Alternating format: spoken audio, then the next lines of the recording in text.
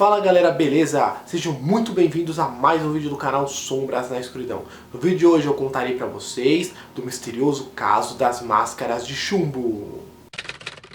Galera, esse caso das máscaras de chumbo é um caso que vocês me pediram bastante na primeira temporada da série Crimes que Chocaram o Brasil e alguns comentários em outros vídeos do canal. Então, por uma grande quantidade de pedidos, estou trazendo para vocês. Esse caso é um caso emblemático, um caso que marcou a história do nosso Brasil, um caso misterioso. Ele aconteceu no ano de 1966 no Rio de Janeiro. Então vamos lá. Miguel José Viana era um homem que morava na cidade de Campos, localizada no Rio de Janeiro. Ele tinha 34 anos na época.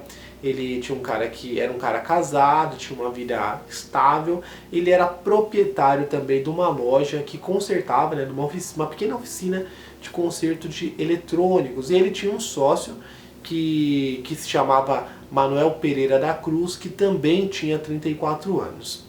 Bom, os dois eles consertavam nessa lojinha deles, eles consertavam televisores, rádios e outros objetos aí eletrônicos, outros aparelhos eletrônicos. No dia 17 de agosto de 1966, os dois disseram às suas famílias que teriam que fazer uma viagem para São Paulo, que lá eles comprariam algumas peças, algumas coisas para sua oficina, e também o Manuel, ele compraria um carro. Inclusive a esposa do Manuel, ela diz que ele falou para ela: olha, me ajuda a guardar o dinheiro, embrulhar direitinho para eu não perder. Ela ajudou tudo. Então os dois arrumaram toda a bagagem, o Miguel guardou o dinheiro, se despediram de suas famílias e foram em direção ali à rodoviária da cidade de Campos. Pois bem, e então chegaram ali na rodoviária acompanhados pelo Elcio Correia Gomes. O Elcio, ele era um aprendiz ali, ele era um funcionário da loja de eletrônicos deles, e ele foi até os dois, até a rodoviária. Só que chegando lá é aonde se inicia o mistério. Vocês lembram que eu disse que os dois, tanto o Manuel como o Miguel, disseram às suas famílias que iriam para São Paulo? Só que chegando lá, eles compraram uma passagem para Niterói. Niterói, no mesmo estado do Rio de Janeiro. Então pegaram a passagem, se despediram do Elcio e entraram no ônibus. E o ônibus chegou a Niterói 2h30 da tarde. E então eles desceram e se dirigiram até uma loja de eletrônico de um amigo deles. Chegando lá, eles conversaram tudo, e esse cara, o dono da loja, falou: olha, que conhecia eles já, o Elcio, o Miguel e o Manuel.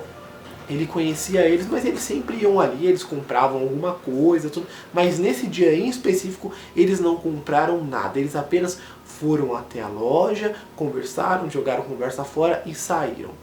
Logo depois de sair dali, eles foram para uma loja que vendia borrachas, o próximo avistamento deles, foi para uma loja que vendia plásticos, vendia borrachas, vendia equipamentos para segurança do trabalho e também capas de chuva, E eles foram nessa loja e compraram esses itens, inclusive a capa de chuva, Só que olha que história intrigante, Olha que caso curioso.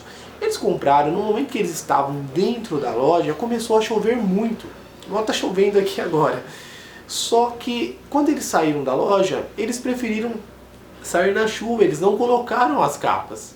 Olha que estranho, você entra numa loja, você compra capas de chuva, na chuva você não usa, você deixa elas guardadas. Então essas capas teriam outros fins, elas seriam utilizadas para outra coisa. Bom, o último avistamento deles, o próximo e último avistamento, foi em um bar em que eles chegaram e compraram uma garrafa de água magnesiana. Essa água é rica em magnésio e dentre as 300 reações que ela causa no organismo, uma delas é o relaxamento dos músculos e também dos vasos sanguíneos. E então eles compraram essa garrafa de água e se dirigiram, compraram essa garrafa de água e saíram do bar. Depois disso, eles nunca mais foram vistos com vida. No dia 18 de agosto, um garoto que estava caçando passarinhos ali num local chamado Morro do Vintém, ele avistou 2 corpos no topo do morro, ali onde ele estava, próximo de uma clareira. E esses 2 corpos aparentemente eram de 2 homens. Só que ele não foi mexer no corpo e tudo mais, ele pegou e foi embora e contou para os seus amigos o que ele tinha visto, o que ele tinha presenciado ali, né? Eles tipo meio que ignoraram, não ligaram para aquele fato que para eles talvez fossem 2 corpos que foram desovados por criminosos. Talvez, né, naquela região essa prática seja comum, né, não sabemos.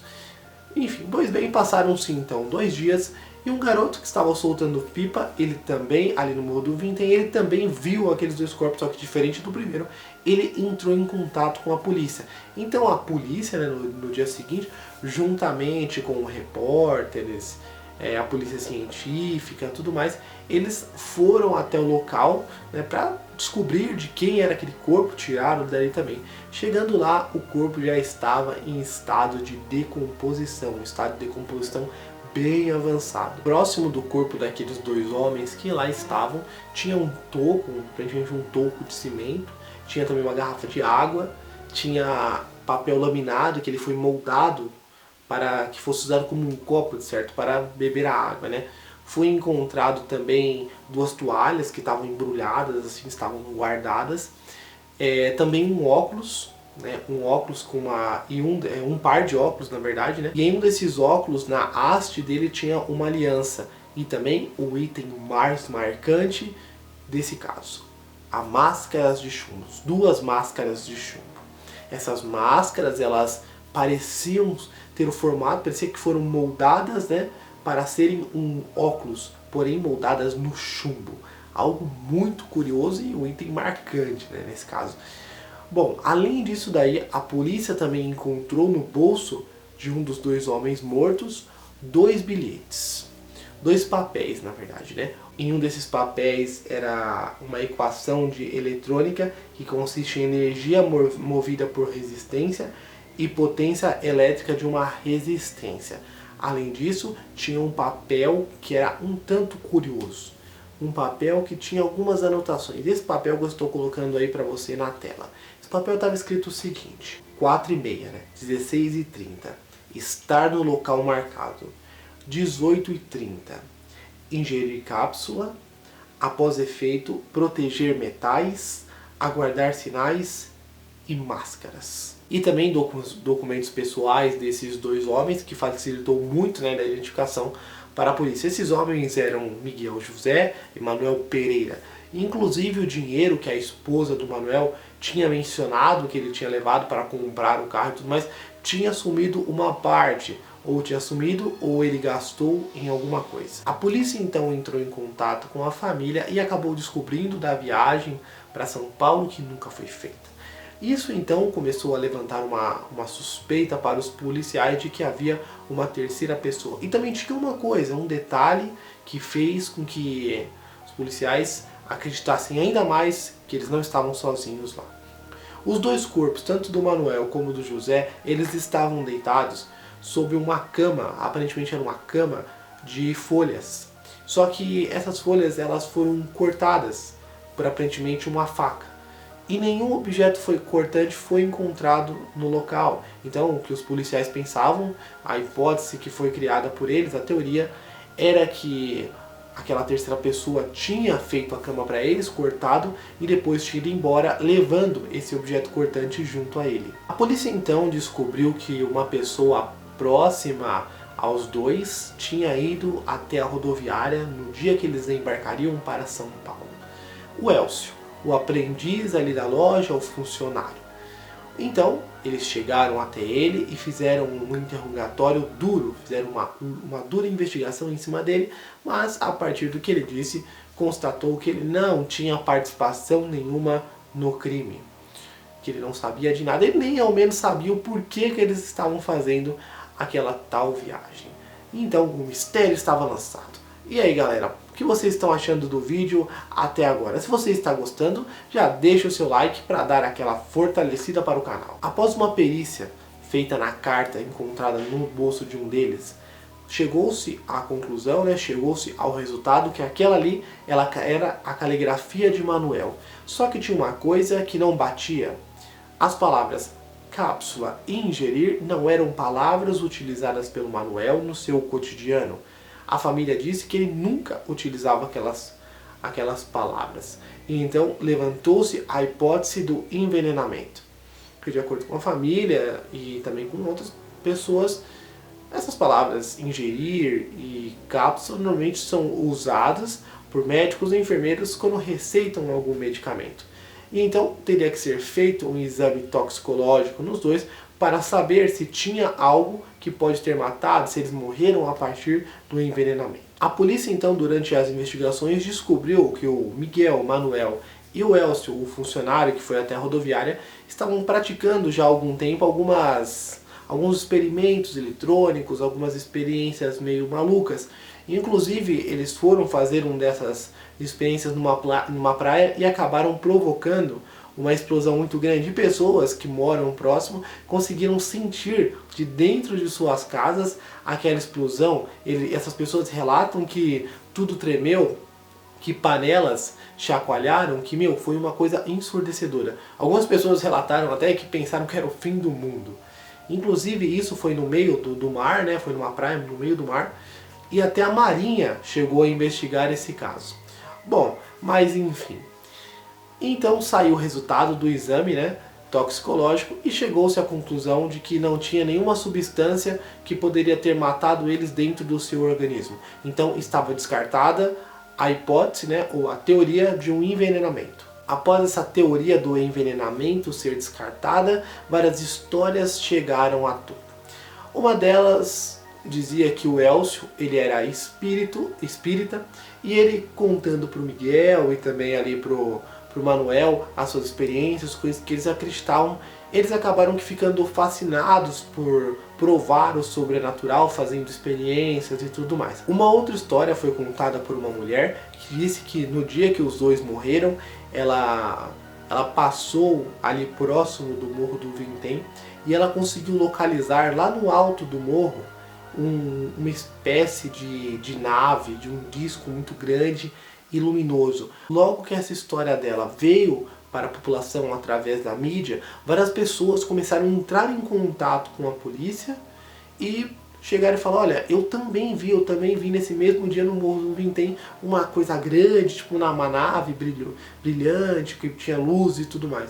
Então, isso daí foi uma teoria bem forte na época, de talvez um disco voador, talvez abdução não, né? Talvez morte por ETs, algo do gênero.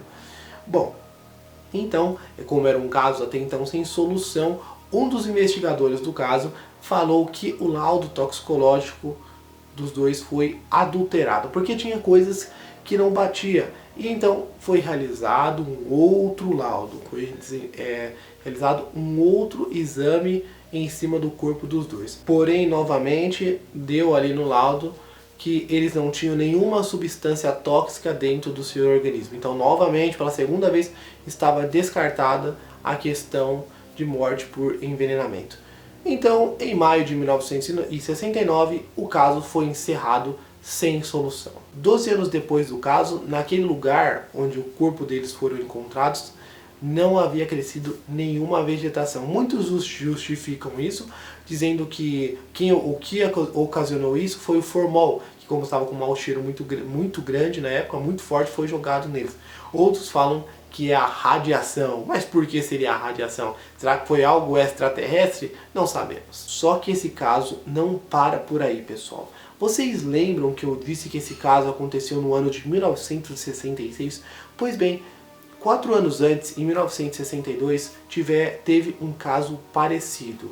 O caso de Hermes, um homem, né, que também trabalhava com eletrônicos. Ele subiu no Morro do Cruzeiro, nas localidades de Neres, e lá ele queria captar sinais de televisão sem nenhum aparelho, apenas com o poder da mente. E ele foi encontrado morto também com uma dessas máscaras de chumbo. Olha que coisa intrigante. Isso daí eu encontrei algumas matérias. Olha que coisa louca. Então já teve um caso desse. Será que é verdade? Será que isso não é notícia falsa? Será que não foi boato criado na época? Ou seja, tem outro caso. Não é o único caso de máscaras de chumbo, será? Bom, não sabemos. O que sabemos é que esse caso realmente aconteceu. Temos fotos e matérias da época. Esse então é o caso das máscaras de chumbos que vocês tanto pediram. Esse caso é um caso muito interessante, eu particularmente não conhecia assim com tanto afinco, por assim dizer. Eu sabia assim mais ou menos, sabia o que tinha acontecido por cima. Agora com essa pesquisa, isso daí abriu um pouco também os meus olhos em relação a isso. Bom, espero que vocês tenham gostado, não esqueçam de estar deixando o seu like, de estar se inscrevendo no canal, que é muito importante. Todos os links estarão na descrição do vídeo. Então, até um próximo mistério ou até um próximo vídeo do canal. Falou!